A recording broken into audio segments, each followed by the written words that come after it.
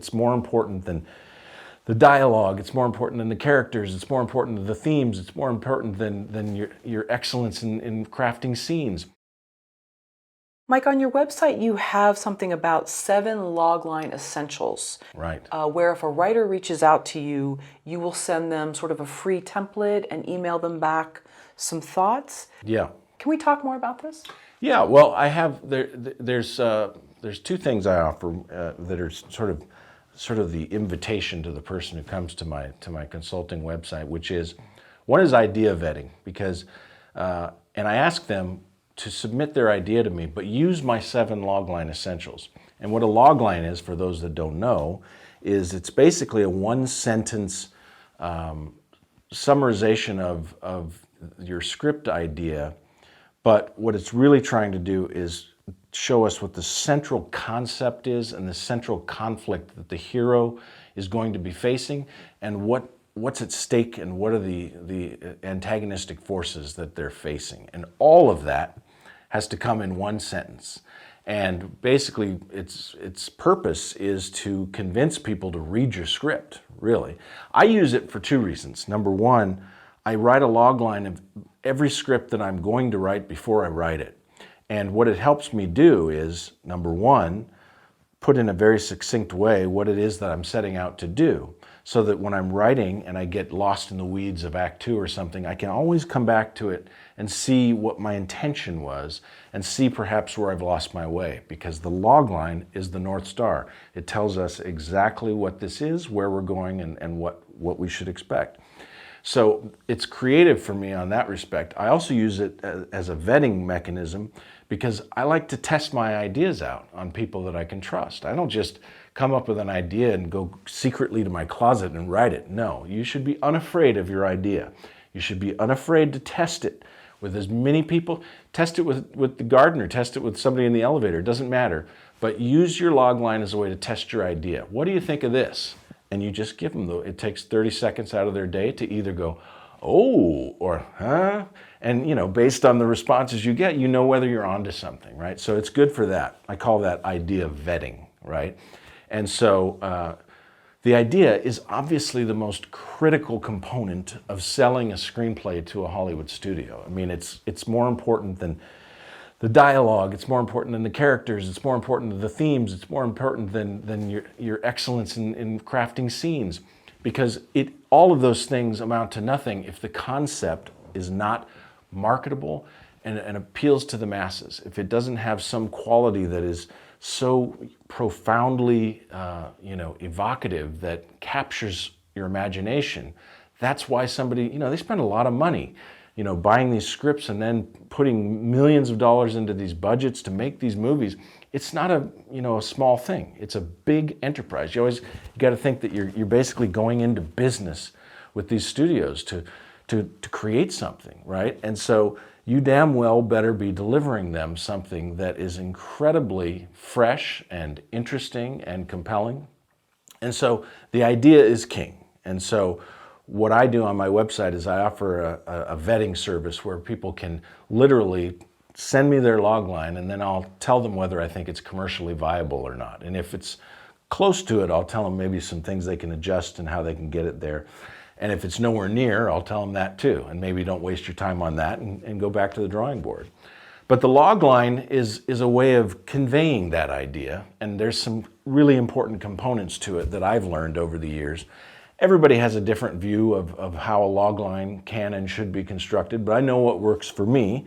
And I've been doing this for a while, and so I sort of have a number of elements that are important to me. One of them, of course, is the purpose of the logline, which is to use as a selling tool.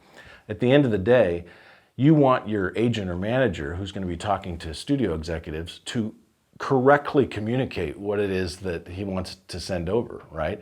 And so sometimes you don't necessarily fully trust your agent or manager to convey it the way you want it conveyed. So if you craft a logline for them to use, then you've already put your best foot forward, because it's got your stamp on it of how it will be communicated over the phone or via email or what have you. So as a selling tool, this is your last chance, because once that script goes into a studio, some reader, some story analyst is going to do coverage on it. They're going to write their own log line, and you just best hope at that point that it's, conveys what you had in mind. But in the early going, you're basically trying to come up with a way that you can test your idea, and then you're using it as a sales tool for your agents to use. But the elements that are important are obviously the protagonist. You want to convey early in a log line who this could be as an actor. Because the representatives, the studio executives, the folks that will be reading this log line, that's one of the first things they think is there a role for a movie star? Because sometimes, like for example, let's say you wrote this $150 million tentpole sci-fi movie, an original idea of your own, and your hero is a 16-year-old girl. Well, that might make for an interesting screenplay, but there are no A-list 16-year-old movie stars. They don't exist. So you cannot put in the lap of a studio executive a project that he or she cannot market because there's no role for a movie star in it. So you have to think that stuff through.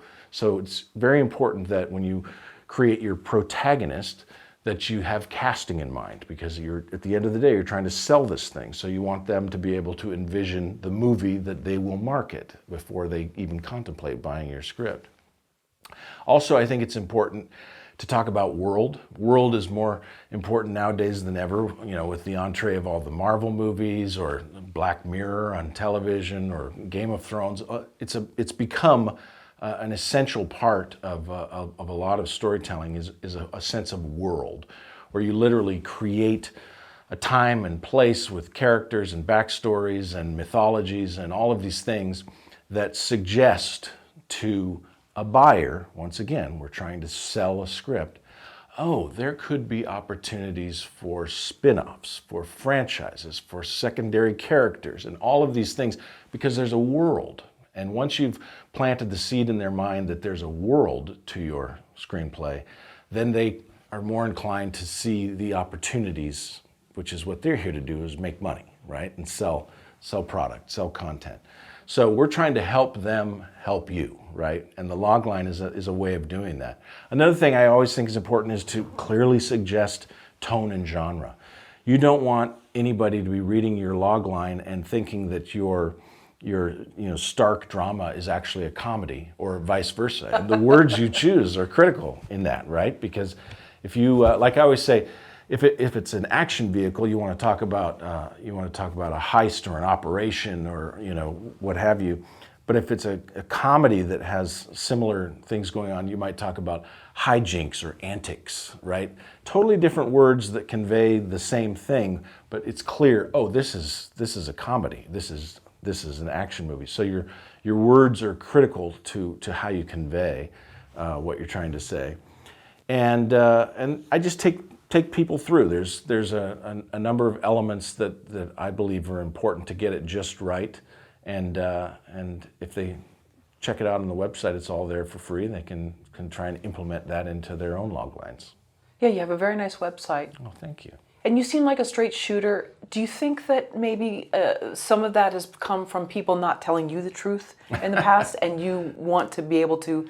There's ways of delivering truth to people without harming them. Is that something that's important? I am who I am. I was raised by two wonderful parents who just raised me. They're good people, and I try to be a good person. Honesty is all I know. I'm honest to a fault. Sometimes it gets me into trouble because I can't not just speak what I think and feel. So it was a bit of a shock to me to arrive in Hollywood and discover how many damaged people there are. And damaged people lie and cheat and steal. And there's a lot of that goes on. And so it becomes tricky when you're collaborating with people trying earnestly to achieve some sort of creative improvement, right? Like, I'll be the first person on any script to say, give me your notes. I'll take all the notes in the world. And if they make it better, wonderful for all of us, because we're doing this together. Wonderful. If they don't make it better, I'll tell you that, and I'll explain to you why. And then if you agree, then we'll dismiss that and we'll move on. That to me is just the sort of common sense, logical approach to trying to improve a project, to make it get better. But what I discovered is there's a lot of people with different agendas and different abilities to convey the truth, different personalities. And so you really do have to develop some skills as a sort of retail therapist to navigate some of these waters. There have been certain executives or representatives where you learn very quickly what their temperament is, and you learn what their style is, and you learn that you can either butt up against that with your style and your approach and have diminishing returns, or you can start to play the game a little bit, and you can start to navigate those waters with an understanding of who you're dealing with and what you might need to do to circumvent some of those personality traits.